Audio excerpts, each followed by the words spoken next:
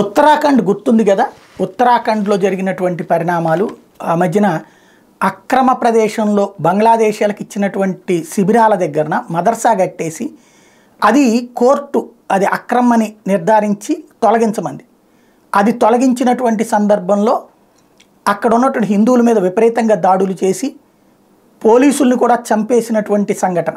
దానికంతటికి సూత్రధారి కోసం వెతుకుతున్నారు. వాడు ఇప్పుడు దొరికాడు. తాజాగా చూస్తే ఉత్తరాఖండ్లోని హల్ద్వానీలో ఈ నెల 8వ తేదీన మదర్సా కూల్చివేత సమయంలో చోటు చేసుకున్న హింసాత్మక ఘటనలో ప్రధాన సూత్రధారి అబ్దుల్ మాలిక్ ఎట్టకేలకు దొరికాడు.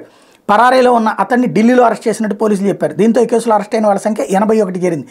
హల్ద్వానీలో ప్రభుత్వ స్థలంలో మాలిక్ అనుమతులు లేకుండా మదర్సా నిర్వహిస్తున్నాడు. దాన్ని అధికారులు కూల్చడంతో పథకం ప్రకారమే స్థానికుల్ని పోలీసులపైకి ఉసుగొల్పాడు. వీడికి ఢిల్లీలో షెల్టర్ ఇచ్చారంటే ఈ దేశంలో ఎలాంటి ఉన్మాదం నడుస్తుంది? నిశ్శబ్దంగా అక్రమంగా కట్టేస్తారు. దాని జోలికి వస్తే ముస్లింలకు అన్యాయం జరిగిందని చెప్పి రచ్చ చేస్తారు. అదే సందర్భంలో హిందువుల మీద దాడులు చేయించడానికి కుట్రలు పన్నేటువంటి వాళ్ళకి షెల్టర్లు ఇచ్చేటువంటి వాళ్ళు దేశంలోని వివిధ ప్రాంతాల్లో ఉన్నారనడానికి సజీవ సాక్ష్యం ఇది.